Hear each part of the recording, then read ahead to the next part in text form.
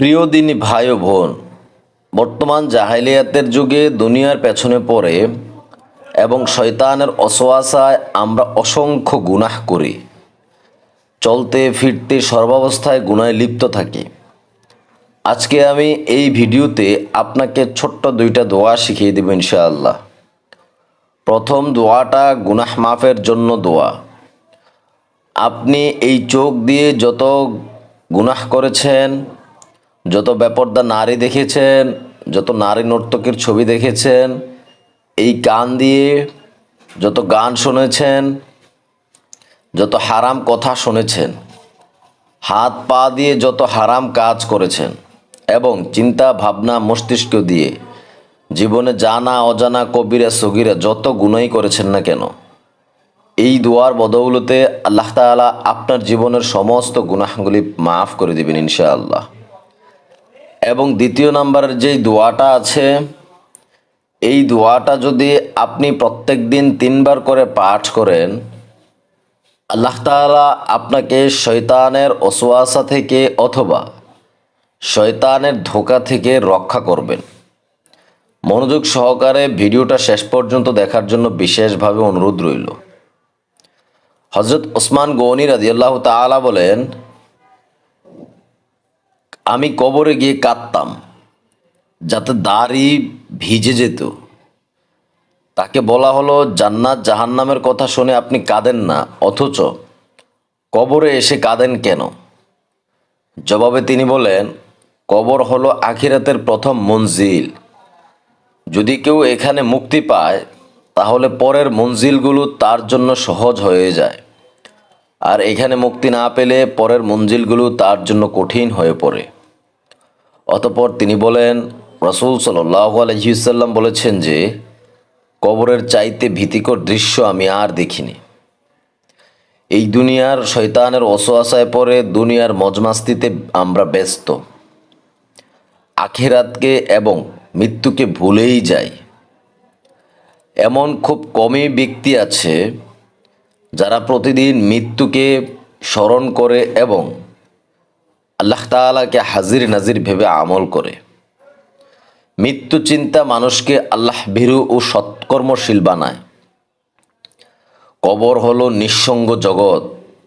সমাজ ও সংস্কারের পরিবেশ থেকে বিচ্ছিন্ন হয়ে সেখানে একাকী জীবন কাটাতে হবে। আজকে তোমার এই মাসল ফুলানো, উচ্চস্বরে কথা বলা এবং সর্বাবস্থায় গুনাহ করা একদিন থেমে যাবে বন্ধু। একদিন তোমার সব কিছু বন্ধ হয়ে যাবে। তুমি ফিরে যেতে হবে ওই কবরের কাছে, যেখানটাতে শুধু অন্ধকার আর অন্ধকার, থাকবে না কোনো আলো বাতাস এবং সীমিত জায়গা। তুমি যদি গুনাহগার হও, কবরে রাখার সাথে সাথে আল্লাহ তাআলা ওই কবরকে অর্ডার করবেন, এই পাপীকে এমনভাবে চাপ দাও যেন তার পাঁজরের হাড্ডিগুলো চুরমার হয়ে যায় এবং 70 থেকে 99টা সাপ এসে কামড়াতে শুরু করবে। প্রিয় দিনী ভাই ও বোন, আমি কি করে আপনাকে বুঝাই, যেখানে আপনার আমার প্রিয় নবী সাল্লাল্লাহু আলাইহি ওয়াসাল্লাম বলেছেন, কবরের চাইতে ভীতিকর দৃশ্য আমি আর দেখিনি। আল্লাহ তাআলা যদি আপনাকে সেই তৌফিক অথবা সেই ভাগ্য দান করে, এই ছোট্ট গুনাহ মাফের দোয়াটা আজকের দিনে অন্তত 3 বার পাঠ করেন, সর্বাবস্থায় পাঠ করার চেষ্টা করবেন। সেই দোয়াটা কি? রব্বানা আতমিম লানা নূরানা ওয়াগফির লানা ইন্নাকা আলা কুল্লি শাইইন কদির। খুবই ছোট্ট দোয়া। আল্লাহ তাআলা পবিত্র কোরআনের মুমিনুনের 100 নম্বর আয়াতে বলেন, আর তাদের সামনে পর্দা থাকবে পুনরুত্থান দিবস পর্যন্ত। তিনি স্বীয় নবীকে আরও বলেন, নিশ্চয়ই তুমি শোনাতে পারো না কোনো মৃত ব্যক্তিকে এবং শোনাতে পারো না কোনো বধিরকে যখন তারা পিঠ ফিরে চলে যায়। তিনি আরও বলেন, আর যেই কবরে আছে তাকে তুমি শোনাতে পারো না। আল্লাহ তাআলা আমাদেরকে ওই কবরের আযাব সম্বন্ধে এবং ওই কবরের কষ্ট সম্বন্ধে সঠিকভাবে বোঝার তৌফিক দান করুক, আমিন। আপনার এই বাড়ি গাড়ি সন্তান সন্ততি আত্মীয় স্বজন ভক্তকুল সবাইকে রেখে সব কিছু ছেড়ে কেবল এক টুকরো কাপনের কাপড় সাথে নিয়ে কবরে প্রবেশ করতে হবে বন্ধু। এই বিলাসিতায় কাটানো সুন্দর দেহটা পোকার খোরাক হবে। জীবনের সকল আশা ও আকাঙ্ক্ষা মুহূর্তের মধ্যে বিলীন হয়ে যাবে। সকল হাসি সেদিন কান্নায় পরিণত হবে। মানুষ তাই মরতে চায় না,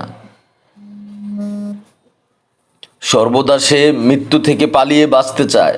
অথচ আল্লাহ তাআলা পবিত্র কোরআনে সূরা জুমার ৮ নম্বর আয়াতে বলেন, তুমি বলে দাও নিশ্চয়ই যে মৃত্যু থেকে তোমরা পালিয়ে বেড়াচ্ছ তা অবশ্যই তোমাদের জন্য উপস্থিত হবে। অতঃপর তোমাদেরকে ফিরিয়ে নেওয়া হবে সেই সত্তার কাছে যিনি অদৃশ্য ও দৃশ্যমান সবকিছু সম্পর্কে অবগত। অতঃপর তিনি তোমাদেরকে তোমাদের কৃতকর্মের সম্পর্কে জানিয়ে দেবেন। কিয়ামতের দিন তোমার হাতে এমন এক আমলনামা দেওয়া হবে বন্ধু, তুমি যদি এই দুনিয়াতে মুমিন হয়ে যাইতে না পারো, সেই আমলনামা দেখি তুমি তোমার পাপের যখন লেখাগুলো দেখবা, তুমি অবাক হয়ে যাবে যে কি এমন বই দিল, যেই বইয়ে দুনিয়াতে যত ছোট বড় পাপ করেছি সকল পাপ লেখা, বাদ যায়নি একটি ছোট্ট গুনাহ। কাঁদতে কাঁদতে তোমার দু চোখ দিয়ে রক্ত বের হবে, তুমি চলে যাবে জান্নাতে। প্রিয় যুবক, তুমি যেটা ভাবতেছো হয়তো তোমার আরো অনেক সময় রয়েছে, তুমি আরো অনেক দিন বাঁচবা, এই আধুনিক দুনিয়াতে কেউ এই গ্যারান্টি এখন পর্যন্ত দিতে পারে নাই।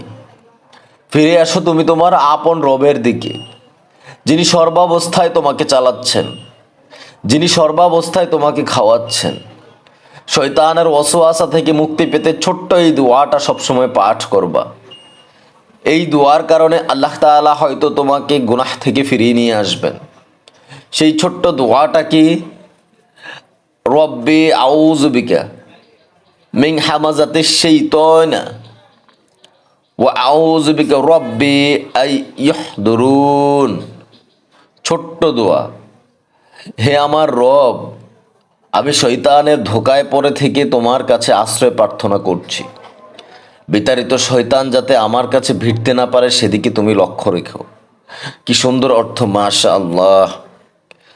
তোমার প্রতিপালক তোমাকে সর্বশ্রেষ্ঠ বানিয়ে এই দুনিয়াতে পাঠিয়েছে। তোমার উচিত সর্বাবস্থায় আমল ইস্তেগফারের সাথে কানেক্টেড থাকা।